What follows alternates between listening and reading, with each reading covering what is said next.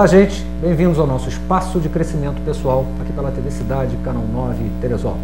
Nós contamos com a participação de vocês através do nosso telefone, 2743-6454, então através do nosso e-mail, que é o espaço de crescimento pessoal, @veloxmail.com.br. Ao meu lado, doutora Josiane Fonseca, tudo bem? Tudo bom. Queria que você falasse para o público nosso tema de hoje.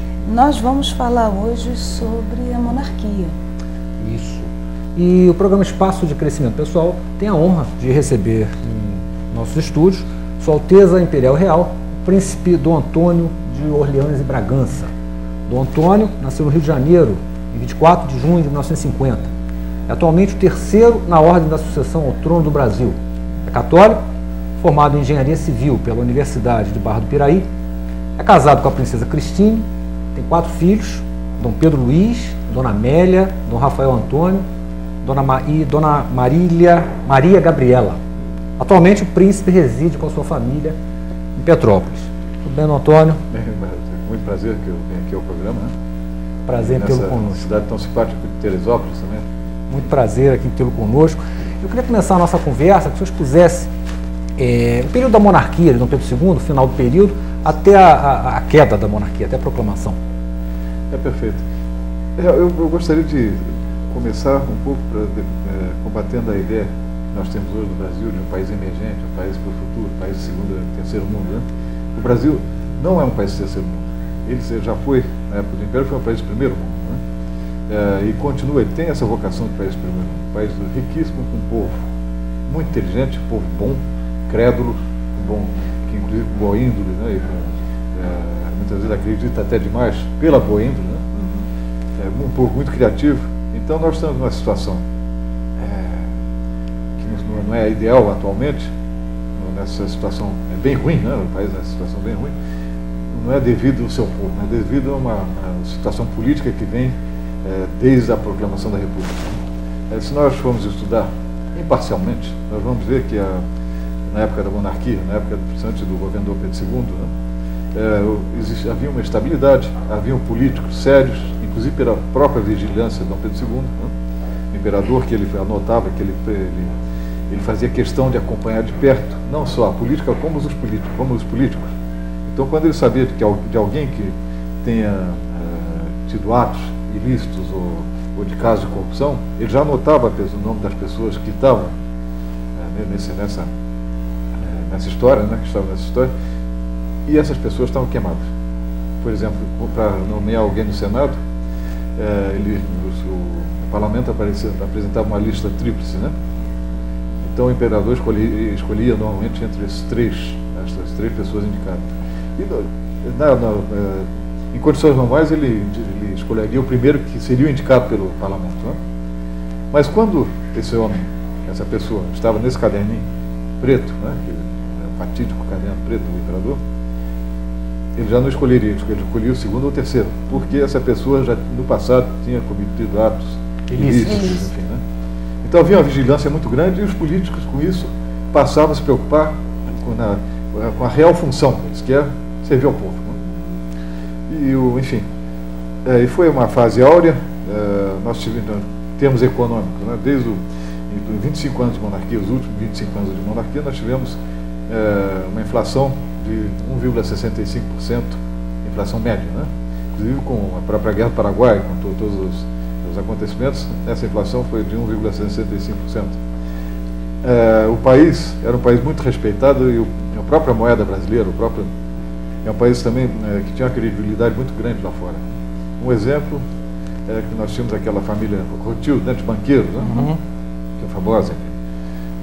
Como dote para o casamento da filha, de uma das filhas, um dos Rothschild, ele doou o título da dívida brasileira, né, como dote à filha. Nossa, então mostra uma credibilidade. É uma credibilidade. O que me causa estranheza, porque na República não houve um movimento republicano popular contra um imperador, né, ditatorial. Exatamente. Foi uma coisa feita às escondidas. Aconteceu isso mesmo? Foi um golpe, tanto que quando fizeram um golpe da Republicana, né, foi feito aquele golpe, né, quem era o cabeça era o Marechal Floriano Peixoto. E quando, o que fazer com a família? Uns queriam até eliminá-los, como foi feito na Rússia. Né? Na Rússia. Mas eles tinham medo da reação do povo. Então, com medo da reação do povo também, embarcaram na família imperial à noite, para que não houvesse, para que a população... Manifestação popular. E como até nas revistas insuspeitas, como a Veja, né, que teve há pouco tempo uma reportagem, diz que o povo assistiu estupefato, né? Bestializado. Bestializado, tem até né? Exatamente. um texto no jornal. É verdade que a Marinha queria tomar, porque a Marinha no Brasil naquela época era uma das monarquista, primeiras, era a segunda marinha. Monarquista, era a segunda marinha do mundo. Segunda marinha do mundo, né? exatamente. Não, e a Marinha sempre foi, ela foi muito próxima, muito monarquista, e houve a revolta da Armada, né? Que queria que houvesse, que voltasse ao status do país, ao status de legitimidade, porque a proclamação da República, inclusive a própria carta, a primeira carta de proclamação. De proclamação, né? Eles declaram provisoriamente a República E esse Brasileira. provisório Exatamente, foi se estendendo, então, né?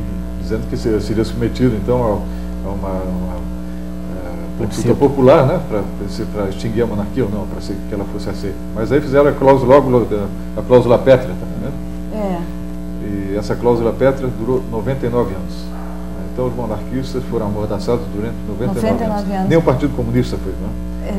Tão tempo. Eu queria que o senhor explicasse isso, porque quando a gente começa a falar, quando houve o plebiscito, quer dizer, a primeira coisa é que a República foi provisória e o plebiscito aconteceu mais de 100 anos depois. Exatamente. Que deveria acontecer. Exato. E durante esses 100 anos tinha essa cláusula pétrea que Exato. obrigou aos monarquistas um silêncio forçado. Queria que o senhor explicasse isso, porque as pessoas não sabem dessa violência. E aí perguntam, mas eles nunca fizeram fizeram nada, não se expuseram, não se manifestaram. Então, eu queria deixar isso, que o senhor falasse disso, vários, como é que é isso. A cláusula pétrea dizia, né, do artigo, eu não me lembro bem o número do artigo, né, mas da Carta número 1 da República, em que seriam proibidas todas as instituições que pusessem em risco a República, as instituições, todos os movimentos que pusessem em risco a instituição republicana. Então isso é claramente a única, não existe todas, uma única instituição que é contra a República é a monarquia. Né? Então era um artigo feito exatamente para calar os monarquistas e amordaçar os monarquistas. Então durante todo esse tempo, até a Constituição de 88, né, quando foi feita aquela foi retirada a cláusula pétrea. A cláusula pétrea foi retirada somente em na 88. Constituição de 1988. Exatamente. Né? Então foram de 1889 a 1988. Né? Praticamente 100 anos, né? Então os monarquistas estavam proibidos, inclusive, de se reunirem. Né? Era crime, era proibido. Exatamente, era proibido. Pela Constituição. Pela Constituição. Pela Constituição, né? Era crime de traição à pátria. Né? Meu Deus. Então os monarquistas, eles foram até heróicos, porque eles faziam reuniões entre eles. A ideia nunca morreu, porque isso sempre diz que em todo brasileiro, todo republicano, há um fundo monarquista. Exatamente. E a ideia não morreu porque, por mais que se queira apagar a história, ela vem. Né? Claro. Porque começa a consultar, e o Brasil antes, como foi? Aí começa a estudar seriamente e vê que o Brasil não é aquele país que se apresenta... que tentaram, é uma história que tentaram apagar, né? Não é um país que se apresenta na República, por exemplo, com corrupto, país do terceiro mundo, país, enfim. Não, o Brasil tem uma história rica. E quando se estuda o passado, vê uma riqueza do passado. E o interessante é que não foi só Dom Pedro II, começa desde a colonização até com Dom João VI. Existe uma continuidade, né? Dom João VI veio para cá. Não foi fuga de Napoleão, foi simplesmente uma retirada estratégica, né? Ele trouxe toda a corte para cá, veio reinar aqui no Brasil. A capital foi uma estratégia num momento de guerra. Exatamente. Todas as estratégias são válidas. Se ele ficasse lá, ele ia ser preso, ia ser tomado, e Portugal ia ser tomado, e o Brasil seria tomado pelos franceses, conseguindo também. Né? Aí fez o Reino Unido, Brasil, Portugal, Brasil, Algarve, né?